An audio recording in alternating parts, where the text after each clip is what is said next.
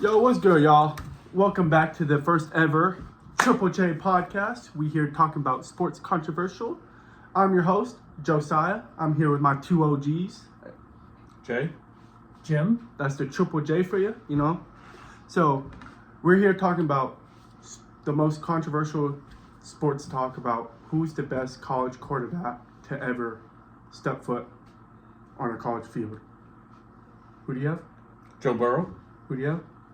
John Elway. And I have Johnny Football, aka Johnny Manziel. So, go ahead. Why do you think Joe Burrow is the best college quarterback to ever touch? Multiple reasons. Heisman Trophy winner, national championship MVP, highest percentage completions, highest margin of victory for the Heisman Trophy in the history of the Heisman Trophy. First in FBS history with the most touchdown passes. First in FBS history with total yards of offense. First in FBS history for most touchdowns responsible for the season. First in FBS history for points responsible. And then all the accolades that he got came with it that year.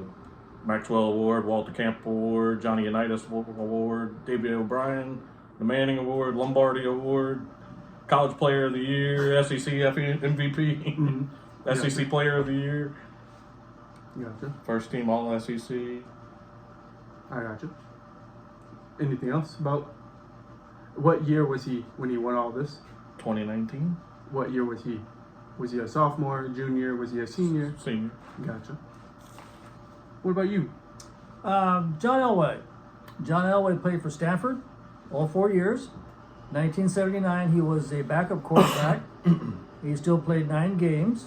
He had 544 yards of passing with a 52% completion rate, had 6 touchdowns.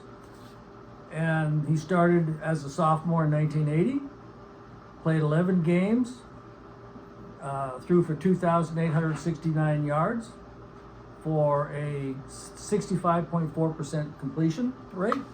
You said 65.4? 65.4. And what was Joe Burrow's completion rate? 76.3 Yeah. Okay. for that year. That- His overall Yeah. is like 68.8 or something. Yeah. I gotcha. All right. And in 81, he threw for 2,674 yards, had 58% completion rate, and as a senior, he threw for 3,242 yards with a 64.7%.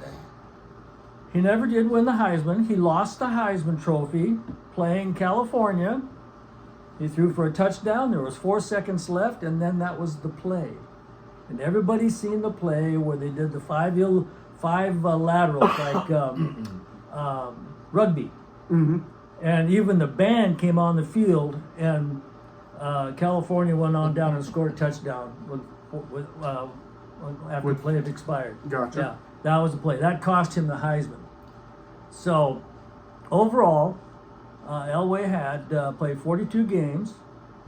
He had 1,246 passing attempts. He completed 774 for 9,049 yards with a 62.1% average. And he also ran for 5 touchdowns. He did a very good job at Stanford, and I thought he was one of the better players. He set all the Pac-10 records at the time, or broke all the records. I don't know where they stand now, but he lost the Heisman to Georgia football player, running back Herschel Walker. Man, that was a long time ago, huh? That was a long time ago. 1980s? Yeah. It was But- in the 80s. Last century. Wow. They actually had pigskin balls too. Gotcha. But those are some great quarterbacks. But the best quarterback of all time that ever touched a college football field is definitely Johnny Manziel, and here's why. He was a freshman. He came in 2012. He was a freshman who won the Heisman, the highest completing passing rate.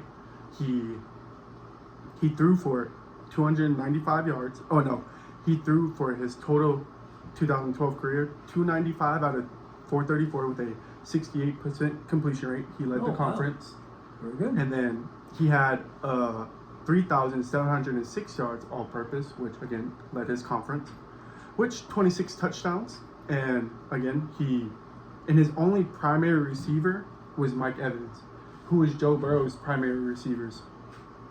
Which one? Both. You know who. Jamar Chase, Justin Jefferson, the Moss. The greatest, probably one of the greatest wide receivers to ever. So Joe Burrow, of course, Joe Burrow is going to have all these good stats and everything because he's thrown to good wide receivers and everything. Who is John Elway's? Oh, I haven't got the foggiest idea. That was a long time ago. It's all good. It's all That good. was a long time ago. But Mike Evans was like his main target, and then he finished first in the Heisman as a freshman, like I said. And then in his sophomore year, because Johnny Manziel only played 2 years of college football, for some reason, his sophomore year was way better than his first year. In 2013, he threw for 300 out of 429 yards with a completion rate of 69.9. If you round it up, that's 70%. Good math right there. He led his conference again. 4,114 all-purpose yards, which led his SEC conference. He had 37 touchdowns, led his conference, but he finished 5th in the race of Heisman. I don't even know who won 2013 Heisman. I'm not I sure. don't know, remember. But in all honesty, with these type of stats I'm looking at, there was no way he finished 5th. But he also wasn't he was a dual threat quarterback. In 2012, he ran 201 times with 1,410 yards, which led his conference. He had 21 run touchdowns, which also led his conference. Yep. And you know how Alabama is. Alabama is one of the powerhouses, one of the best college football teams to ever play. In his freshman year, he single-handedly, A&M was the number 15 team. He single-handedly beat A&M. No, not A&M, Alabama, my bad. It was like 25-13, something like that. He ran all over Alabama. That is one thing about him. He was a very explosive runner. Mhm. And they designed the plays where he could either throw or pass at the same time. So they kept the defense always out and wondering what he was going to do. Yeah, they played him well because he was fast and he was an explosive runner. Yeah. So why do you think Joe Burrow has the over with the stats like we're saying? Because Joe Burrow, he did all this his senior year, and Johnny Manziel did his freshman year coming straight out of high school. He got the starting spot, which an A&M team was sucky. He brought him back to life. When he won that Heisman, he brought millions to the A&M organization, which they put $400 million into their stadium. So why do you guys think that Joe Burrow had a better career when he had more experience than Johnny Manziel did? I mean, he had more experience, but yes, he won it as a freshman. But just think of what he could have done if he would have stayed. Yeah. Mm-hmm. I mean, he may have been that much better. Yeah. He may have been a Joe Burrow. He may have won a national championship. May have won all the accolades that come with a But he national championship year. As a freshman, he did win the SEC Offensive Player of the Year. Mm-hmm. And in a Shannon Sharp interview, a podcast that has 3.7 million views, it's basically him just talking with Johnny Manziel about all he did. And Johnny Manziel stated that Tuesdays he would go party with the baseball boys, and then Thursdays he'd go to Northgate, party, show up to walkthrough, hammered, hungover. Oh, I know. And he stated I watched it. I watched. He his stated little, yeah, he stated that the harder he partied, the better he played. How do you guys think about? It was eventually, well, and I mean, it probably really did catch up to him before. Yeah. I mean, his partying days were the downfall of him. I mean, That takes a toll on the body, even though a person doesn't believe that, at the time when they're doing that. I mean, he was young at the time. Yeah, but I think if he would have stayed and kept his act clean, I think he would have set records that Would have been off the charts. would have been off the charts. Yeah, I think that he would have set records that the NCAA would be looking at for years before somebody could break them. But like John Elway stayed, he played, he did well, he did very well, and they could count on him on his play, and probably the same with Joe Burrows. The team always knew where he was at because he was sober. Yeah, and for 2 years, his 2 years, Johnny Manziel threw for 7,820 yards with 63 touchdowns. And I know Joe Burrow, his senior year, I don't know what he threw for, but I know he threw for 60 touchdowns, which 60 touchdowns in the regular season, and what was it, 6,000 yards, I think. So yeah, and has that record been broken? The 60 touchdowns in the season? I think it has I got you. since then, but I don't know for sure. But yes, it was 6,039 yards for the season, I got you. and 60 touchdowns. I think, Yeah. and then he was responsible for 65 touchdowns. So I'm assuming 5 of them were rushing. I Right, assume, yeah. So speaking of rushing, and he was responsible for 392 points that year. how much? 392 points. Oh. So when you're speaking about rushing, Johnny Manziel had 2,000 in his 2 years. He had 2,169 with 30 touchdowns. So together he had 73 touchdowns. Half of that was rushing. So you told me John Elway had a completion rate of what? He had a completion rate of 62.1%. So with that completion rate, why do you think he's solidified himself as GOAT when you have these two outstanding players with almost 70% completion rate? Well, the 70% completion rate was over that 2 years, and if he would have played longer, he may have kept the 70%. Elway's college career was 62.1%, and that was consistent with what he was playing. So I believe that Elway was a better quarterback than Manziel, because there's 4 years to prove what he did in his career versus the 2 years in Manziel. Had Manziel played another 2 years, or even another year, he probably would have done. Then he would have set even better records, maybe, or he may have flopped. We don't know. Because The he one did thing flop about when he got into the these NFL. quarterbacks is everything they do is overshadowed by their pro career. Mhm. So when you start digging into stats and start trying to find out what they do or did in college, they don't. There's not a lot. There's not a lot really listed because, especially in some of the older players, because they just focused on rock'em sock'em football. Yeah.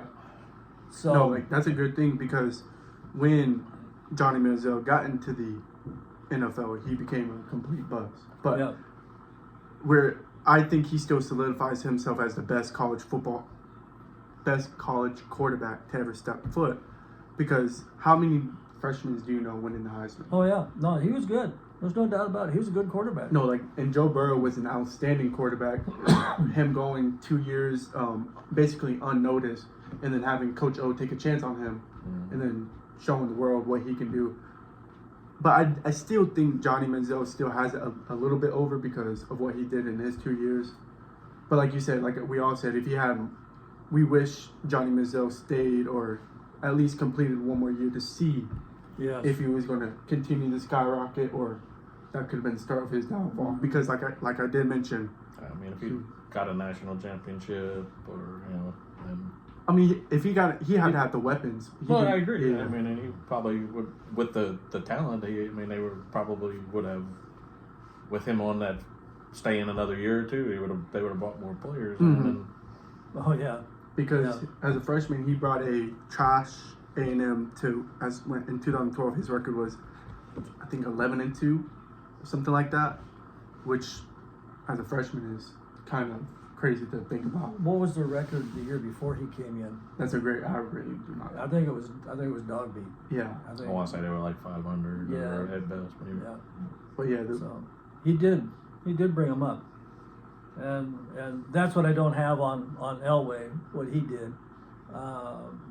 The team prior, before he became quarterback, his senior year or his freshman year, he was backup, but he did get to play 9 games. Then the quarterback he was backup to was a senior. So when he graduated, he became the starting quarterback as a sophomore. That's the same like with Joe Burrow, how he was a backup to like a senior, right? Or when he was at Ohio State. Mm-hmm. I guess he was a senior. Because he was backup to Justin. Ted Barrett, Joe Barrett. What was his name? Bo Barrett. No, it was a Bo Barrett. I don't remember his name. But Barrett was his last name, I think. Yeah. It wasn't Justin Fields. Or That was later. That was Oh. after. Oh, I think okay, gotcha. I think Barrett was his freshman year. I think at Ohio State. I think Alright, was the so- quarterback at that time. But I think one of the things that with college football, their career lifespan is so small, 4 years, Mhm.